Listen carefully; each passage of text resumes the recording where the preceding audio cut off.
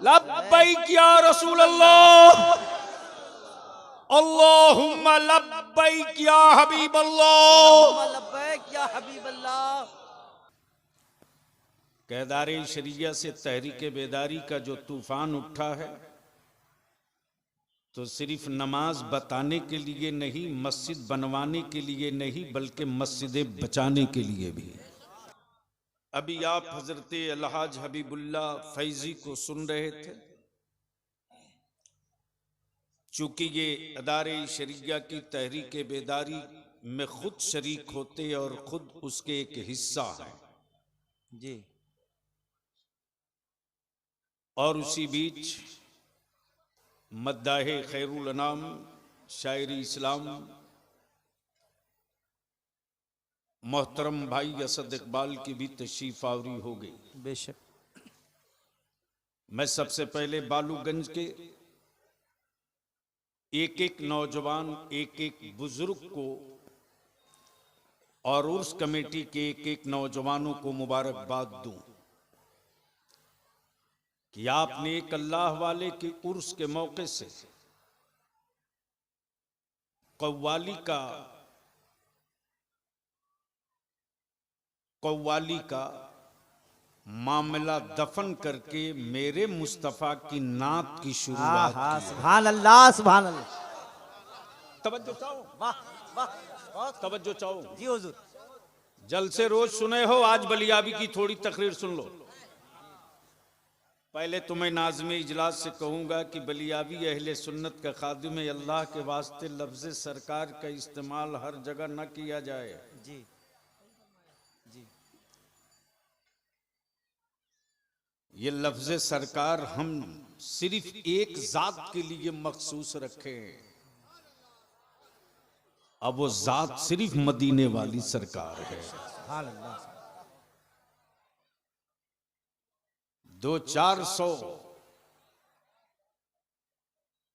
नहीं 10-20 हजार नहीं 10-20 लाख शागिर्दों का भी कोई उस्ताद हो, हम उसे मुहक्किक कहेंगे, उसे जामे माकूल कहेंगे, उसे जामे मलकूल कहेंगे,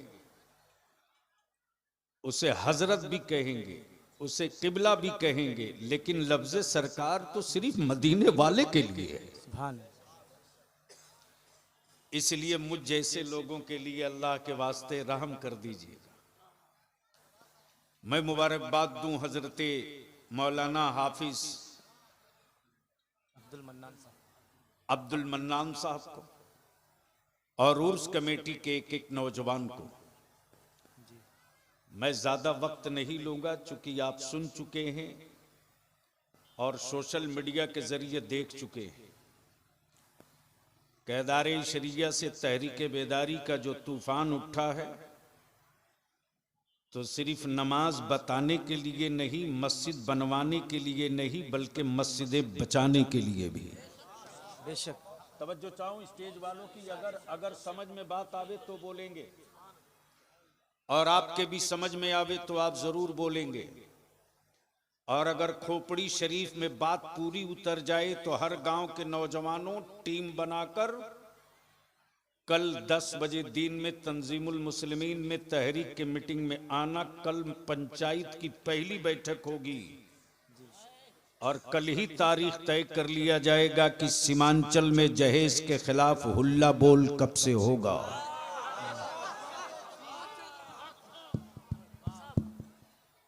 दो जुमले हैं असद, एक है अकीदत,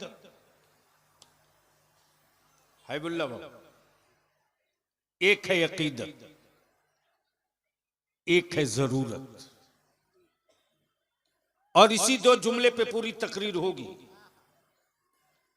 एक है अकीदत, एक है जरूरत। अकीदत वही होती है जहां अकीदा होता है। अकीदत वही होती है बेशक जहां अकीदा होता है।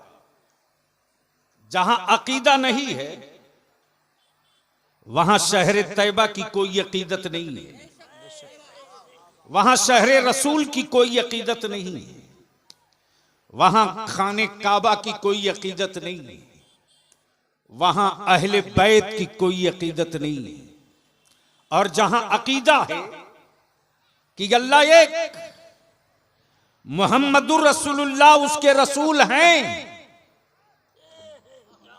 बोलोगे तो बोल दूंगा जोर से, अरे जोर से तवज्जो चाहो। जी अकीदा और अकीदत एक है, अकीदत एक है जरूरत। अकीदत ये कहती है कि हम हर रोज तैबा जाएं, अकीदत ये कहती है कि हर रोज हम तैबा जाएं। लेकिन जरूरत कहती है कि बेटियां बोझ न बने। तवज्जो चाहो। अकीदत कहती है कि हर साल उमरा पे चलो, लेकिन जरूरत कहती है कि औलादों को जाहिल रख के उम्रे पे मत जाओ। अकीदत कहती है कि गरीब नवाज की छठी में खूब लंगर लुटाओ, लेकिन जरूरत कहती है कि पहले मस्जिदों को भर लो फिर लंगर लुटाओ। अकीदत कहती है कि चादर कीमती चढ़ाओ, बलियाबी डंके की चोट पर कहता अहले सुन्नत के जवानों को नबी का आशिक रहने दो, अंधभक्त मत बनाओ। जब ये नबी का आशिक होगा तो मक्के की हुर्मत ये बचाएगा,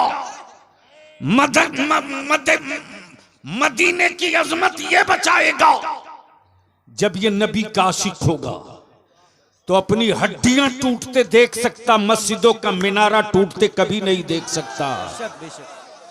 जब ये नबी का आशिक होगा तो अपनी बस्तियां जलते देख लेगा, लेकिन नस्लों का मुस्तकबिल जलते कभी नहीं देखेगा। अकीदत जरूरत, अकीदत कहती है तैबा चल, जरूरत कहती है मां ज़ईफा और बूढ़ी है खिदमत कौन करेगा। अकीदत कहती है उमरा पर चल, जरूरत कहती है मेरे भाई की बेटी कुंवारी है, उसका डोला पहले रुखसत करा ले तब तैबा चल। अकीदत कहती है गौसे आजम का लंगर लुटा, लेकिन जरूरत कहती है बेटों को जाहिल बनाकर लंगर मत लुटा। इसी अकीदत और जरूरत में जो इस वक्त सबसे बड़ी जरूरत है, जहन को थोड़ी सी करीब करना। मैं आपसे पूछ लूं बिल्कुल आपकी जबान में कि खेत आपका हो, मकई आपने लगाया, कोई अगर जानवर आकर चरने लगे, नुकसान करे, तो उस वक्त आपको कैसा लगता है? अरे बोलो ना, जोर से बोलो, डर क्यों रहे हो? बोलो बोलो, जोर से बोलो, कैसा लगता है? क्या आप अपने खेत को जानवर से चरता हुआ देख सकते हो? डंडा हो तो लेके दौड़ जाओ, पत्थर हो तो लेके दौड़ जाओ, लाठी हो तो लेके दौड़ जाओ। मैंने कहा रे रोड के किनारे इतनी हरियाली थी, उसके लिए नहीं डंडा उठाया, अपने खेत के लिए क्यों?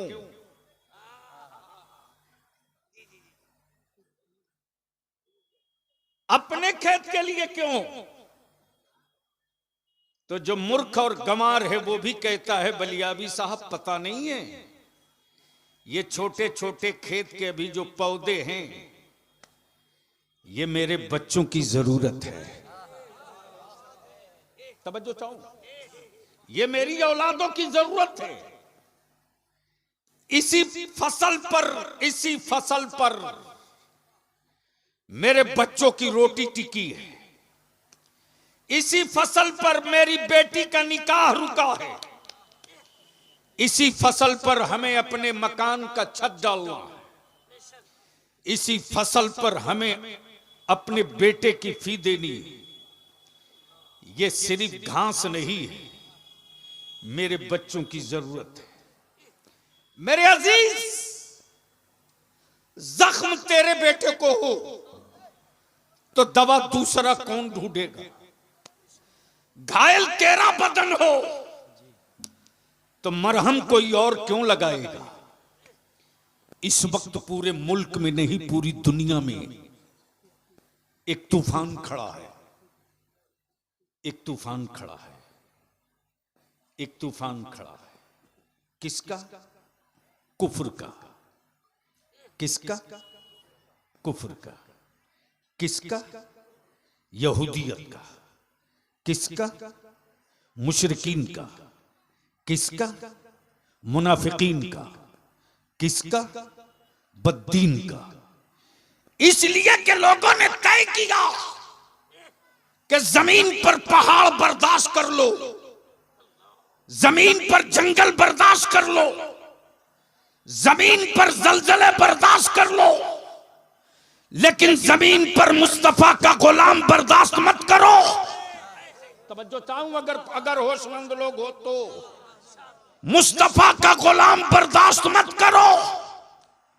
इसलिए कि ये जब तक रहेगा, वीराना हो के जंगल, आबादी हो के सहरा, शहर हो के गांव, कोसार हो के पहाड़, उसके सर पे छप्पर रहे कि न रहे, अगर हलक में एक सांस बची रहेगी तो मैदान में भी खड़ा रहेगा तो अल्लाहू अकबर की सदा देते रहे। अल्लाहू अकबर, या रसूल अल्लाह, जिंदाबाद। इसको रोकने के लिए सारी हुकूमतें एक हो गई, सारी हुकूमतें एक हो गई। बहुत सारे बुज़दिलों ने वीडियो वायरल कर रखा है कि कल 22 है कि 24 बलिया भी कहता है यारो, नदी नालों में सैलाब आता है, समंदर में नहीं आता। नहीं समझ में आया। अगर गलती से समंदर ने अंगड़ाई ली तो तारीख में सुनामी लिखा जाता है। और हमारे सब्र का इम्तिहान ये क्या लेंगे जो बीवी छोड़ के खुद भागे हों। सब्र का इम्तिहान बदर वाले लेकर मजा चख चुके हैं। हिम्मतों का इम्तिहान करबला में यजीद लेकर चख चुका है। पूरी सल्तनत मिलकर भारत में एक मोइनुद्दीन के सब्र का इम्तिहान लेकर देख चुकी है। और पढ़े लिखे नहीं, पढ़े लिखों का लिबास पहनकर बहुतेरे जाहिलों ने पत्थर पर चढ़कर बरेली के इमाम मोहम्मद रजा के सब्र का इम्तिहान देख चुका है। मैं तो साफ कहता हूं, सबसे पंगा लेना, नबी के आशिकों से कभी पंगा मत लेना। बेशक। इसलिए आज थोड़ी कड़वी दवा दूंगा। मैं वो नहीं हूं कि आपको जन्नत की चाबी दे दूं, आप लेके चले जाइए। हाँ, आजकल कुछ लोग एजेंसी क्रिएट किए हैं जन्नत बेचने की। उन इस्लामी माफियाओं के दुकान में भी ताला ठोका जाएगा, इसलिए कि मेरे रजा ने मुस्तफा के गुलामों को नबी का आशिक बनाया है, अंधभक्त नहीं बनाया है। तवज्जो चाहो। अब आप कहोगे आशिक और अंधभक्त में फर्क क्या है? तो आशिक वो है सब छूटे लेकिन मुस्तफा की शरीयत न छूटे। सब छूटे, मुस्तफा की शरीयत ना छूटे। इसलिए अगरबत्ती और मोमबत्ती की दुकान खोलकर अंधभक्ति की तहरीक तुम चलाओ और मदरसा दारुल उलूम खोलकर नबी के आशिकों की तहरीक हम चलाते हैं। यही तो है। इसलिए आज सारी मशीनरी परेशान है मदरसे से, सारी मशीनरी। मैं भी सोचता था कि हुकूमत की दी हुई जमीन पर मदरसे मेरे नहीं, मुसलमानों की दी जमीन पर मदरसे मेरे। हुकूमत के पैसों से मदरसों में कहीं दिया बत्ती लाइट नहीं जली, मुसलमानों के पैसों से। किसी मदरसे की बिल्डिंग हुकूमत के पैसों से नहीं बनी, बल्कि मुसलमानों के ज़कात और फितरे से। किसी मस्जिद की जमीन हुकूमत की दी हुई नहीं, मुसलमानों की अपनी दी हुई है। किसी मस्जिद की तामीर हुकूमत के पैसे से नहीं, बल्कि मुसलमानों के पैसे से। अब यहां रुक कर एक बात समझा दूं, शायद मसला हल हो जाए। एक बात बताओ, अगर ईसाले सवाब जायज न होता और सवाब न पहुंचते होता, तो हिंदुस्तान में कोई मौलवी इतनी मस्जिदें बनवा सकता था? मुमकिन था? नहीं। बल्कि जो ईसाले सवाब के खिलाफ गला फाड़ के तकरीर करता, वो भी यही कहता है, गिट्टी दे दो मां के नाम पर, सीमेंट दे दो अब्बा के नाम पर, बालू दे दो मरहुमीन के नाम पर, छड़ दे दो अपने परदादा के नाम पर। पकड़ लिया गट्टा मैंने कहा, मुल्ला रात भर तूने तकरीर की, सवाब पहुंचता ही नहीं, तो ये गुंगी मिट्टी क्यों मांगा मरी हुई मां के नाम पर? सीमेंट की बोरी क्यों मांगा दादा के नाम पर?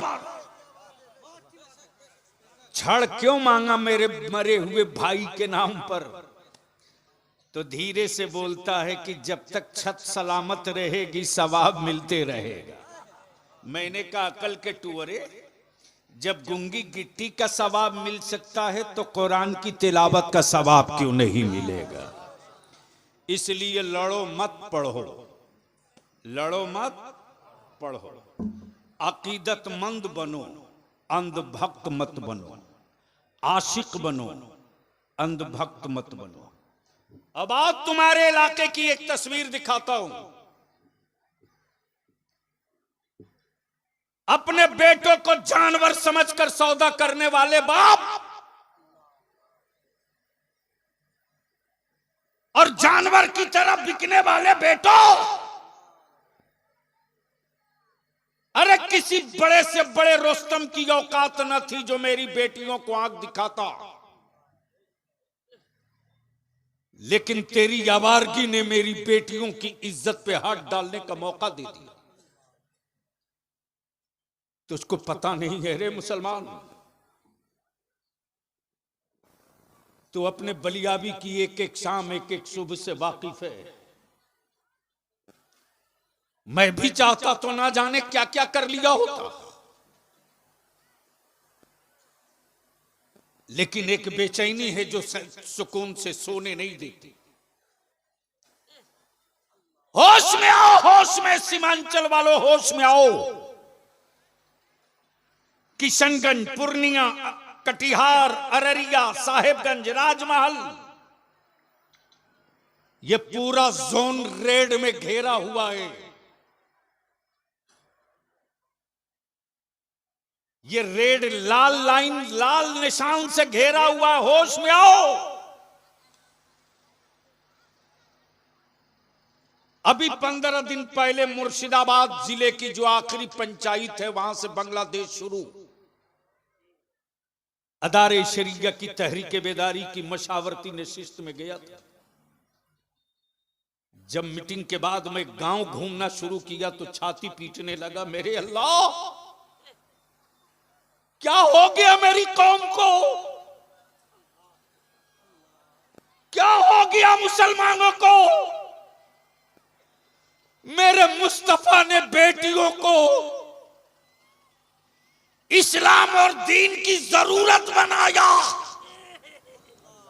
आज मेरी कौम के आवारा लोगों ने बेटियों को बोझ बना दिया। आज बेटियां बाप के कंधे पर बोझ बन गई।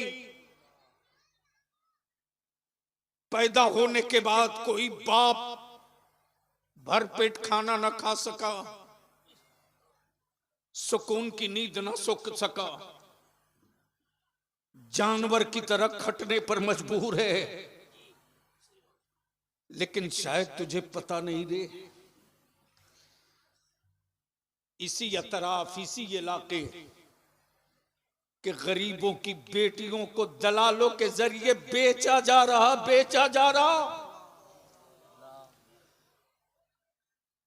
गरीब बाप अपनी बेटी की निकाह में बहुत कुछ नहीं कर सकता, मजबूर है। मजदूरी करता है तो घर में चूल्हा जलता हो। दलालों ने कहा कि कोई आया है जो तुझको 1-2 लाख रुपया भी देगा और तुम्हारी बेटी को बगैर जहेज के, बगैर नकदी के, बगैर डिमांड के निकाह कर लेगा। गरीब बेटी का बाप समझा कि चलो ये मेरा मोहसिन है। एक नहीं कई एक बच्चियां पिछले साल मुझको लाठी का इस्तेमाल करके राजस्थान के बाड़मेर इलाके से रिकवर कराना पड़ा है रे। हम वहां खड़े, हाफिज साहब, हम वहां खड़े। दलाल ने मुसलमान समझकर निकाह करवा दिया, उसकी दलाली मिल गई, बेटी गई, बेच दी गई, बिक गई। कई वाकयात ऐसे भी आए हैं जो बड़ी मुश्किल से भागकर बच्चियां बाप के घर लौटी हैं। लौटने के बाद बेटियों ने अपने बाप से कहा मुझको अपने हाथ से मार दो। हम वहां खड़े, मेरे आका करीम की इज्जत पे हाथ डालना हुकूमत के पाले हुए